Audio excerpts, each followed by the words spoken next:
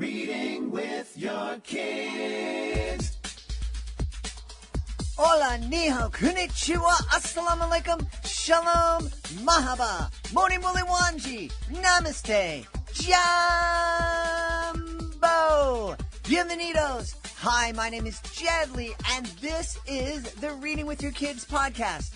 We are coming to you from the beautiful neighborhood of Reedville in the southwest corner of Boston, Massachusetts. We are so delighted and so very honored that you are joining us in our mission to help families grow closer through reading. Please do be sure to subscribe to the show in the iHeartRadio app, on Spotify, Amazon Music, Audible, Apple Podcasts, wherever you find your podcast. Our guest today is Matt Forrest Esenwine. He is here today to celebrate I Am Today. I am really excited to introduce Matt to you. He takes the expression less is more to an incredible extreme, and it's really fascinating. You don't want to miss this. You're going to love this, especially if you are an author, or especially if you want to inspire your kids to find their voice through writing. Speaking of kids, before we invite Matt into the studio, we want to let you know that this episode of the Reading with Your Kids podcast is brought to you by Solve It for Kids, the great podcast starring our Dean of all things STEM and STEAM, Jennifer Swanson, and her partner, Jeff Gagne. This is, I love Solve It for Kids. It was born right here on the Reading with Your Kids podcast. And every week, Jeff and Jennifer bring you fascinating conversations with scientists, engineers, artists, folks in the STEM and the STEAM fields that are really going to ignite your child's and your own curiosity in the STEM fields. For example, the latest episode of the show asks the question, why do planes make a sonic boom? It's a really fascinating answer. You don't want to miss it. There are also episodes like the best of deep space science, the best of science in your backyard. The list of episodes goes on and on and on. They interview scientists, astronauts, composers, magicians. It's an amazing show. You can find it on Apple Podcasts and just about everywhere you can find a podcast. You can also go to their website, solveitforkids.com. Joining us right now from the beautiful White Mountain state of New Hampshire, right? That stone's throw, big stone's throw away. Our guest today is here to celebrate a great picture book. It's called I Am Today. It's going to be available in the not-too-distant future. Please welcome to the show, Matt Forrest Esenwine. Hey, Matt, how are you? Hey, Chad. Nice to meet you. Yeah, it's great being here. Thank you for having me.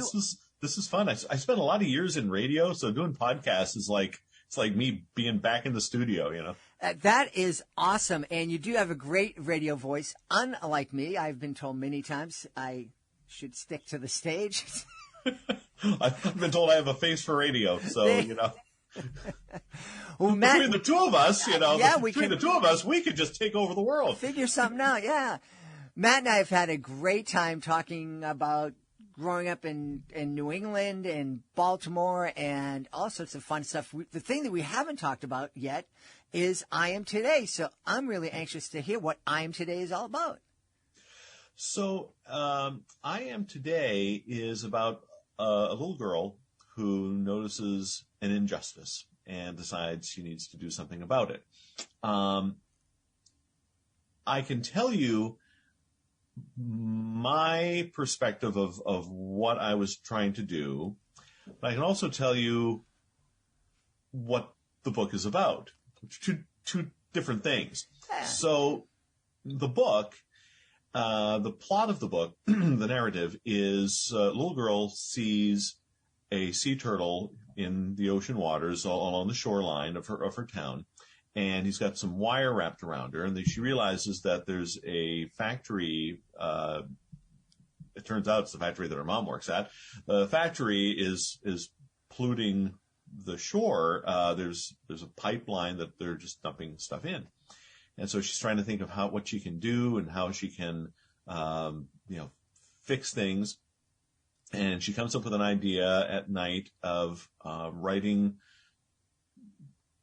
some whatever words. Like, we don't know what they are, but she writes some words to try to rally the town on paper. She makes little origami turtles and sends them off. She tosses them out the window, and the breeze takes them. And these little origami turtles with her words go throughout the town, and she's able to rally the town together. They get together and clean up the shoreline.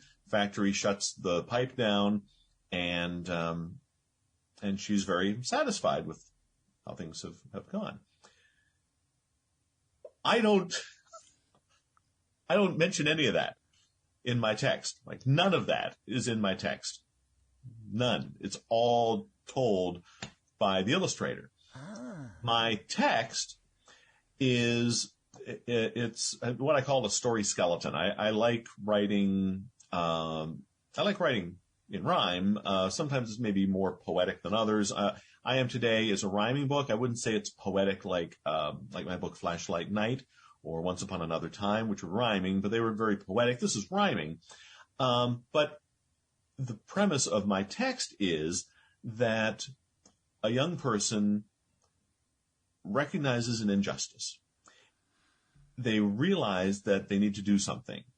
Grown-ups are always telling kids, you're the future. But what if a child doesn't want to wait?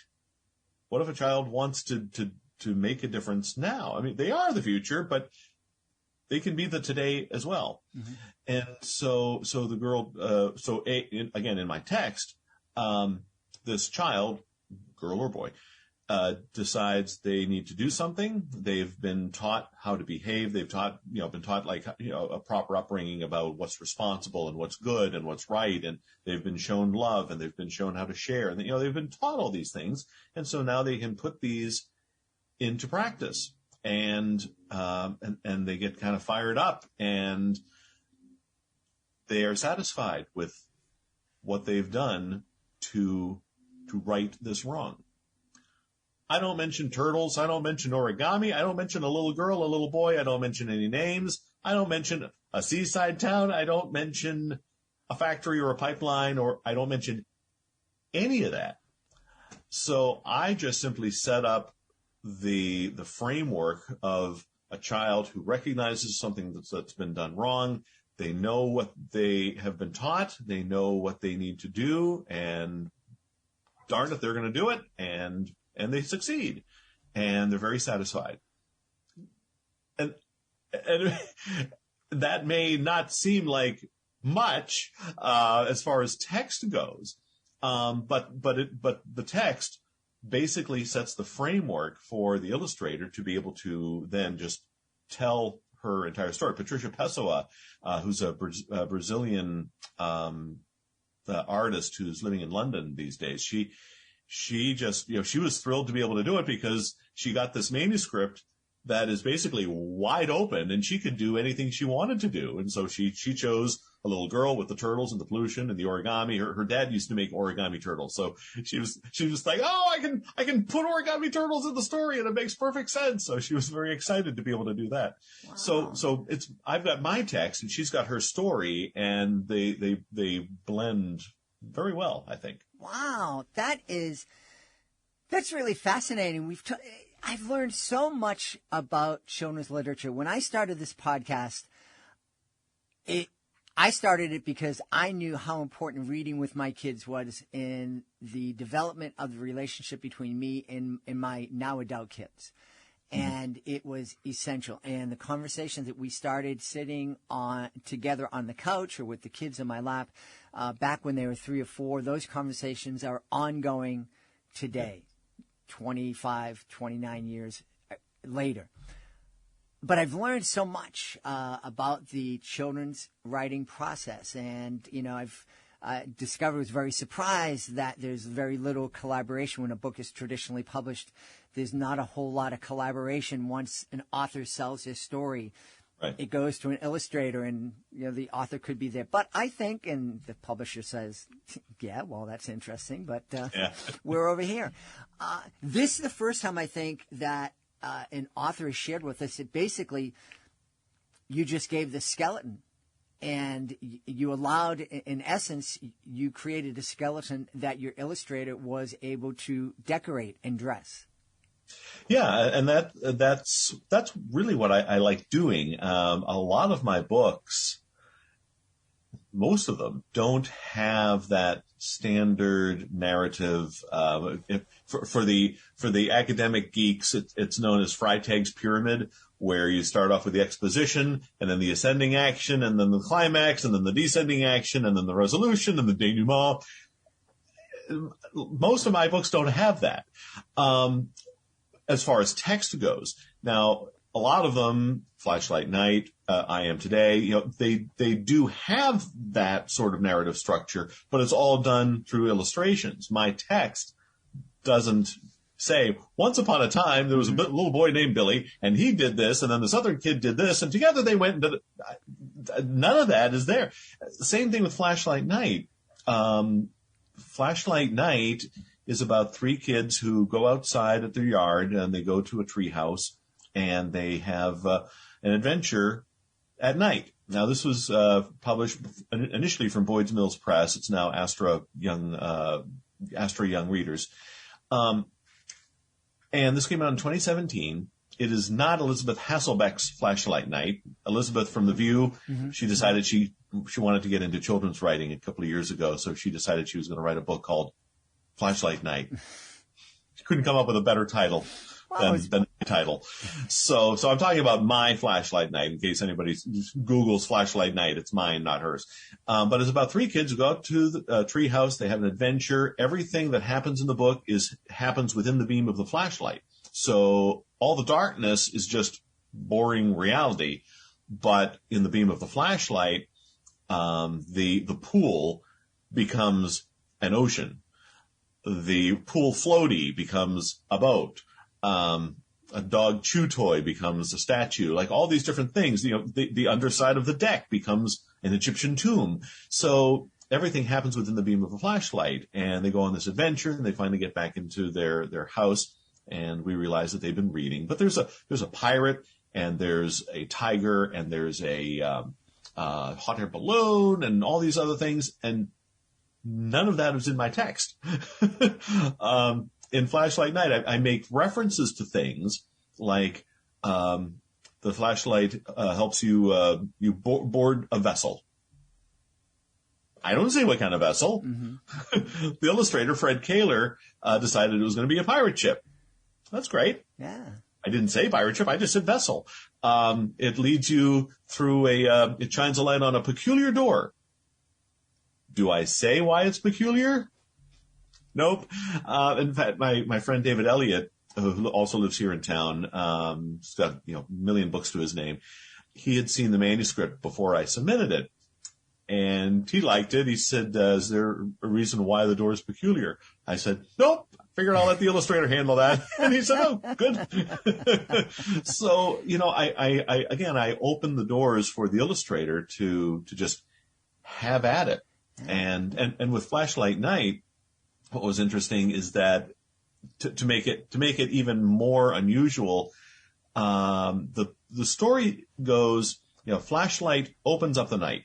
It leads you past old post and rail along a long forgotten trail. It shines a path where waters rush. It helps you sneak aboard the ship. It does this. It does that. It's told in second person. Now you ask most people what the 3 points of view are for writing. If they know anything at all about writing, they'll say, well, first person, I did this, and then I did this other thing, and then I did this other thing. Third person is, once upon a time, Harry did this thing, and then Sally did this other thing, and Harry was wondering about. But second person is like, that's the point of view that no one ever thinks about. Second person is when you, the reader, are the one taking part in the action. Mm-hmm. So once you entered the door, you realized something else was happening. And then you decided to talk to so-and-so. What was this you were wondering? That's second person. And so my book, Flashlight Night, is actually told from second person, which is and it's not meta. It's not like the narrator is speaking to you and you're kind of like taking part, like the book with no pictures or some of these more meta books. It's not a meta. It's just a second person tale. And so that made it even more unusual, Flashlight Night. So there's different ways that you can kind of create these narratives without going through the once upon a time, this happened and this other thing happened, and then the rising action, the descending action, or the rule of threes. If you've interviewed children's authors, they probably talk about the rule of threes, where the main character tries and fails, and then they finally try and they succeed. Because it kind of builds that's what is that called? That's the Fichtean curve. I'm just throwing out all these things at you, aren't I? So the Fichtean curve has you try and fail, and then you succeed. Because it kind of builds up the action. I don't Fichtean schmichtian. I don't do that. And there's nothing wrong with it. It's fine. It's great. It's just I like these more poetic kind of methods of creating books. If you ever read Joyce Sidman's Before Morning, same thing. It's a poem that an illustrator has told a story with. The illustrator is telling the entire story. And there's other books like that. I Am Smoke by Henry Hertz, and it's just there's a whole bunch of them out there. But until you start kind of looking at them and dissecting them and figuring out what's actually going on, how the structure of the book was created, you don't really notice things like that. Yeah. This is fun, and it's a very enlightening conversation. But I think it's also fun if a parent is listening to this and they pick up I Am Today, and after they experience a story that you and the illustrator have created, it would be really fun to sit down with your kids, especially your kids are a little bit older, and say, hey, Matt just gave the skeleton, and then the illustrator came up with this, told this other story of the turtles and the origami. How about you take Matt's skeleton and you dress it up in the way that you're motivated to do? That could be a really fun exercise for a family to do. Oh, absolutely. And even just taking a couple of lines and saying, okay, so what does this mean? If you were thinking that, you've learned from those before me what's truthful, decent, fair. They've taught me how to love. They've shown me how to share. What does that mean to you? And even the way that I came up with the concept for the book and the title for the book is kind of fun as a writing prompt for adults or for kids, because I did something that you don't come across in the writing workshops. When I decided I want to write this book, it was last year.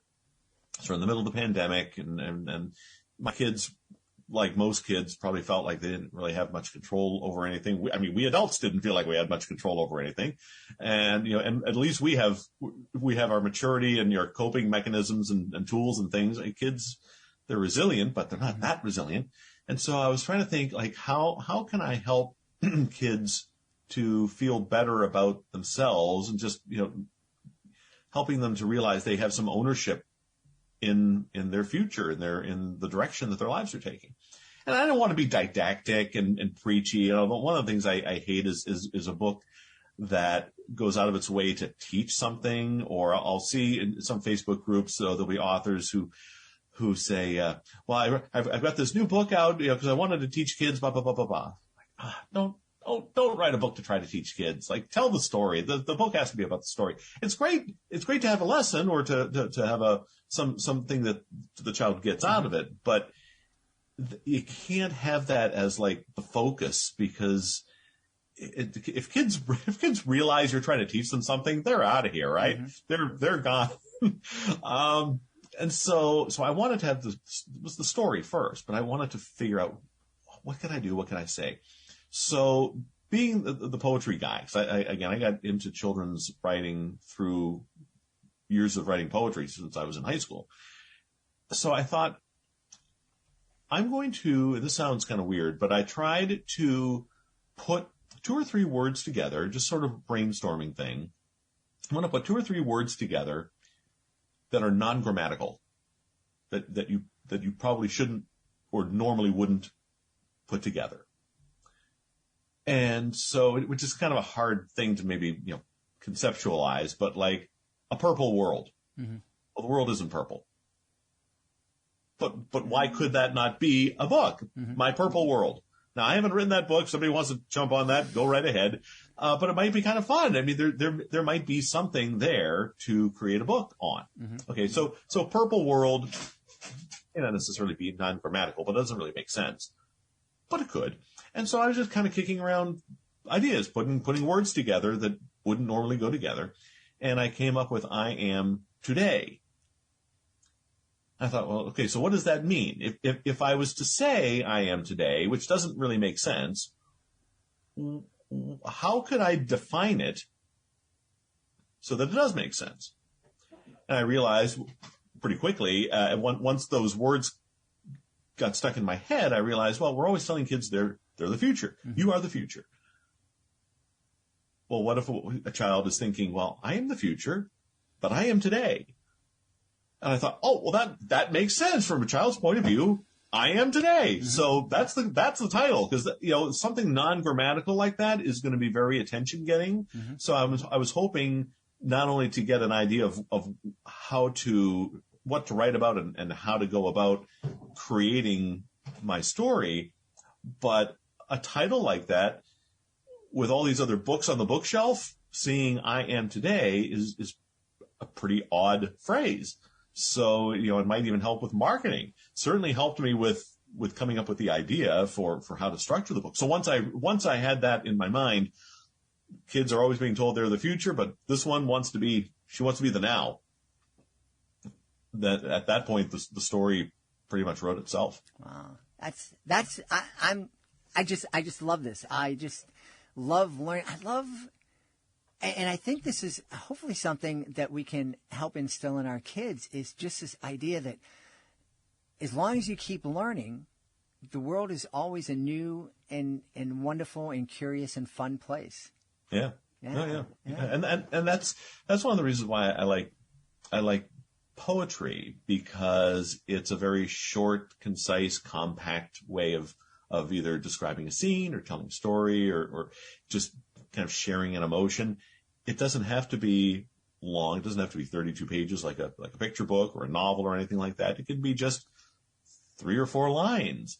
But you can say a lot. You can describe a lot in a small little space, and you can put words together that you wouldn't normally think of putting together, because part of the joy of poetry is thinking, what is that person who wrote this poem, like, what are they saying? Why did they write it that way? Why did they put those words together? Why did they stop the line there? If you're reading a poem there and the line stops and starts the next, like, why did they decide to stop there instead of somewhere else? Mm-hmm. So, and it doesn't have to be, you don't have to get all academic on it, but there's a lot of thought that goes into writing either poems or picture books, because you got to be concise. Word economy is key.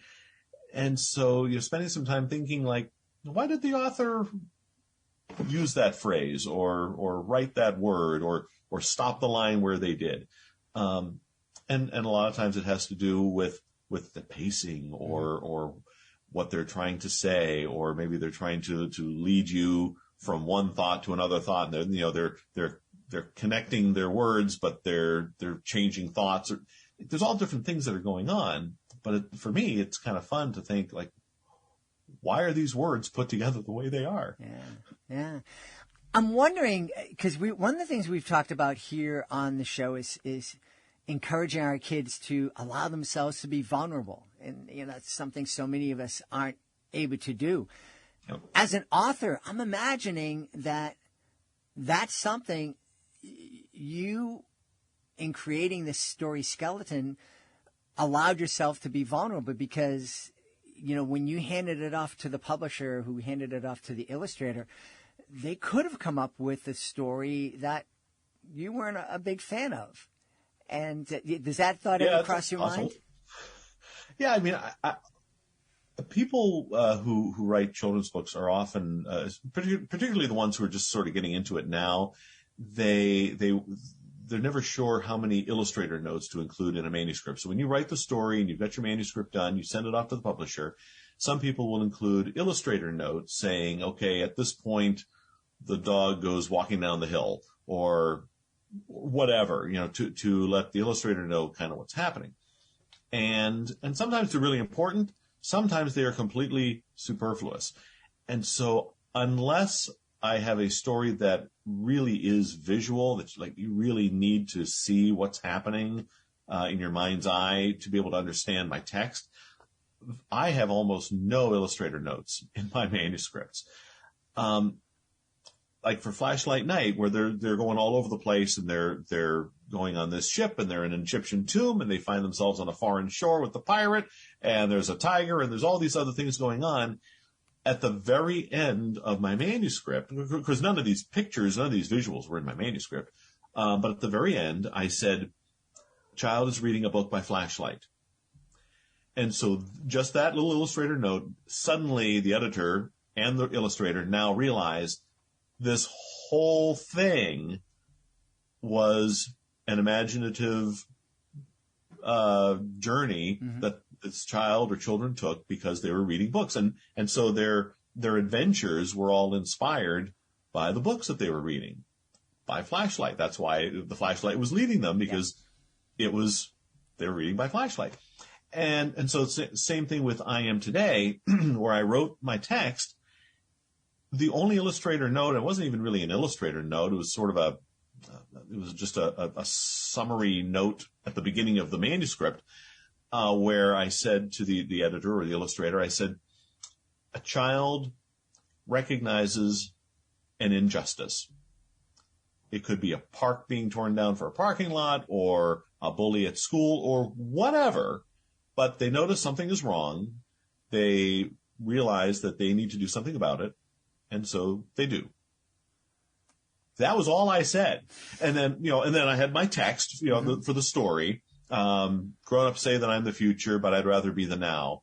And I went off from there, with my story. But the only thing I said specifically for the editor or illustrator was just, child notices an injustice.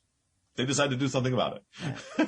So I had no idea what was gonna come of it. Yeah. And I didn't really have, like you said, most of the time with traditional publishing, you have no idea what the illustrator is going to do, what the pictures are going to look like. I was fortunate to see Patricia's work before she was hired. And she must be pretty good, because the editor shared with me 6 or 7 different illustrators that they were considering before hiring Patricia. And she sent me the portfolios, and she said, I just wanted to show you who we're thinking of. I'd love to know if 1 or 2 of them sort of jump out at you, to see which ones you like. I said, okay, great. And most authors don't even get that much. Mm-hmm. But I was appreciative. So I said, okay, great. So I looked at the portfolios, and I said, I really like this Patricia Pessoa. Her style really kind of fits the tone that we're looking for. And so I really like her. And so the editor emailed me back. She said, she's exactly the one that I was looking at, too. Awesome. So the two of us both like Patricia right off the bat. So I'm glad Patricia pulled it off really well. Yeah, that's fantastic. Well, I know there's so much to talk about, but there's so little time sometimes. Where can folks go to find out more about I Am Today and find out more about you? So many books, so little time. Yes. So the easiest way is probably my website, mattforrest.com, MattForrest. There is a Matt Forrest with 1 R, but he's over in the UK. So if you contact him, he'll just direct you over to me. We've known each other for about 20 years now. Okay. He's over in the UK. So it's Matt, 2 T's, 2 R's with Forrest. And I'm on Twitter and Facebook and Instagram, and I have a blog, mattforrest.wordpress.com, so you can see what's happening. I Am Today is available everywhere books are sold. Well, it will be anyway. It'll be available anywhere and everywhere you go. If you find it, or you're trying to find it somewhere like a Walmart or Target that doesn't have it there, you can always order it from them. I prefer my indie. Yeah. We have a local independent bookstore here in town called Main Street Bookends. And if you go to their website, you can order any of my books, I Am Today, or any of them, and have them personally signed. Just include, when you're ordering, there's a comment section. You can say, hey, I want I Am Today to be signed to Jeremy, and I want to get Once Upon Another Time or Don't Ask a Dinosaur or one of the others. If you could send those to Aaron and Jackson. And the bookstore will contact me. I'm a 20-minute walk to the bookstore. So literally I can drive there in 2 minutes. So they'll send me an email. Hey, I got some more books to sign. Okay, great. I sign them, and they're off usually in the mail within 12 to 24 hours. So it's a pretty quick turnaround. What a great deal. What a great deal. Yeah. And Main Street Bookends. Supporting a local business too. We've had a fantastic and really, I feel like I attended a seminar in writing. This has been wonderful. It was a lot of fun for me. I appreciate you taking the time to have me. And I got to say, like, you are like one of the most highly organized, professional, like, podcast guys. Like, I was getting emails and updates and things. Like, it was great. Well, I'm going to tag this and play it back for my beautiful wife and daughters the next time they complain about me not being organized. We've had a really great time speaking to the author of I Am Today, a really wonderful picture book from our guest, Matt Forrest Esenwine. Hey, Matt, thanks so much for being with us. I appreciate it. Thank you again for having me. Please be sure to join us for the next episode of the Reading with Your Kids podcast. Our guest will be DC Spar. She'll be here to celebrate PJ's perplexing predicament. That's the next episode of the podcast. Hey, I want to thank the folks who made today's show so wonderful. Of course, I want to start by thanking our guest, Matt Forrest Esenwine. Please be sure to keep your eyes out for I Am Today. Also want to thank my sponsor, the Solve It for Kids podcast, starring our Dean of all things STEM and STEAM, Jennifer Swanson and Jeff Gagne. Please be sure to check it out at solveitforkids.com or wherever you find your podcast. Now I want to thank my team, my amazing team, Alejandra Doherty, Fatima Khan, Rory Grady, Skylar Strauss. I want to thank my beautiful wife for all the support she gives me. Most of all, we all want to thank you. Thank you so much for taking the time to join us today, and thank you so very, very much for taking the time to make the world a better place by reading with your kids.